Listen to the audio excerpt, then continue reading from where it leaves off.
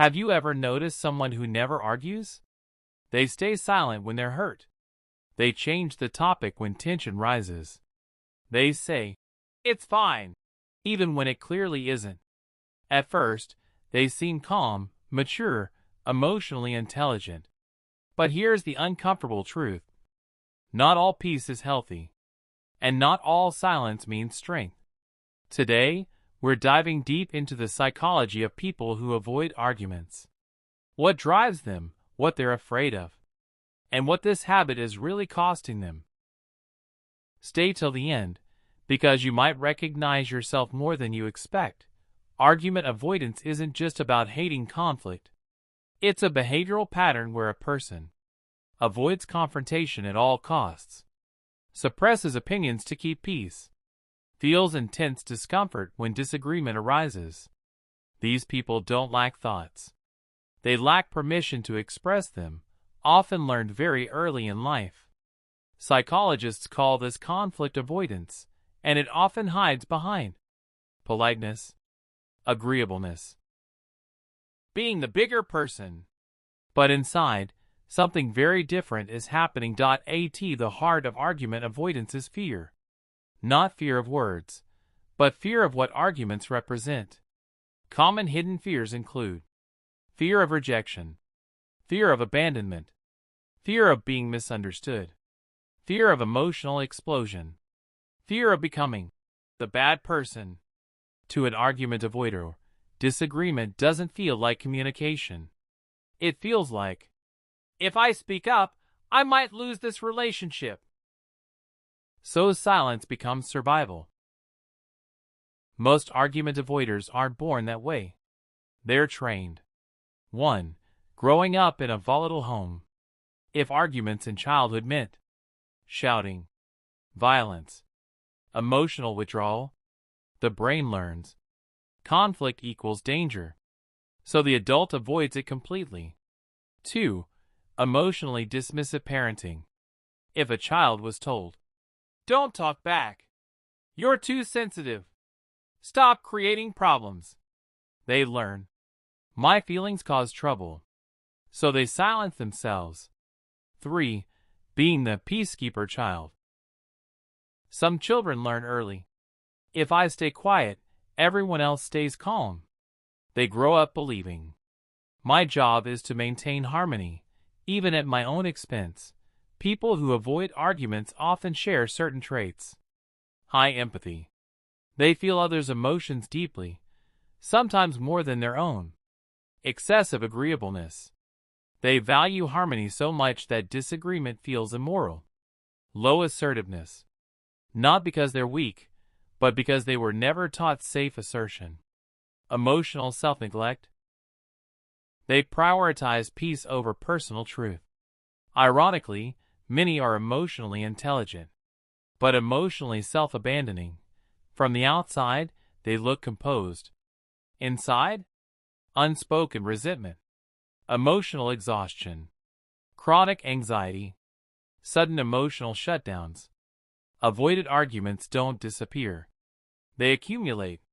And when they finally surface, they come out as passive aggression, emotional withdrawal, sudden relationship endings, explosive breakdowns that come out of nowhere. But they were never out of nowhere. They were stored in silence.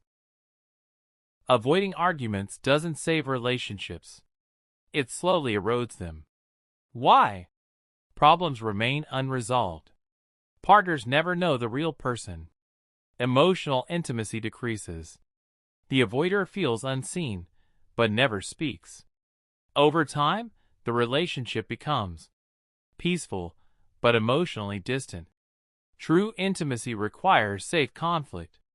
Without it, relationships become quiet, but lonely. Let's be clear.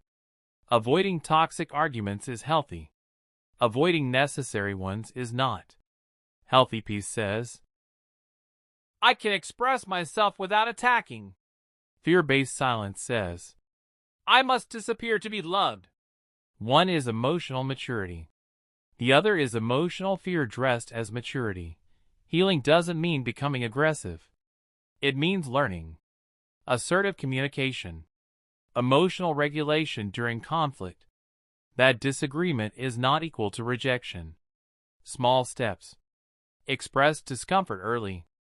Use "I feel" statements. Allow discomfort without escaping. The goal isn't to argue more. The goal is to exist fully, even when it's uncomfortable. If you avoid arguments, you're not broken. You learn silence to survive. But you don't need that armor anymore. Your voice doesn't destroy peace. It defines real peace. If this video resonated with you, like, subscribe, and share it with someone who stays silent too often. Because healing sometimes starts with finally saying what we've been afraid to say. Many people confuse argument avoidance with emotional intelligence. They think, "I'm calm, I don't react, I don't fight, so I must be emotionally mature." But emotional intelligence is not about avoiding discomfort. It's about handling it skillfully. An emotionally intelligent person can disagree without attacking, stay regulated while expressing truth, tolerate tension without escaping. An argument avoider, on the other hand, suppresses truth to maintain surface peace, feels unsafe expressing negative emotions, mistakes emotional suppression for control. True emotional intelligence includes conflict, because growth lives where comfort ends. Here's a pattern rarely talked about. People who avoid arguments often end up with controlling partners, emotionally dominant friends, authority figures who overstep boundaries. Why? Because silence creates space for others to lead, sometimes too much. When one person never pushes back, power becomes unbalanced. Needs become invisible. Boundaries slowly disappear. The avoider may feel, "I'm easygoing." But over time, they realize, "I don't exist here." This dynamic isn't coincidence. It's psychological compatibility based on unspoken rules. Let's step inside the mind of someone who avoids arguments. When conflict appears, their inner voice sounds like, "It's not worth it. I'll just let it go. I don't want drama. What if they leave? I'll deal with it later." But later rarely comes. Instead, emotions get stored as resentment, self-blame, emotional numbness. They don't think, "My needs matter." They think, "Keeping peace matters more than me." And that belief quietly shapes their entire life. In many cultures, argument avoidance is rewarded.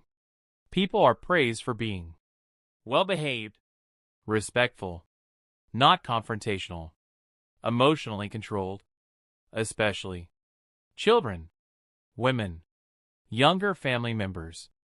They're taught speaking up is rude, questioning authority is disrespectful, silence equals maturity.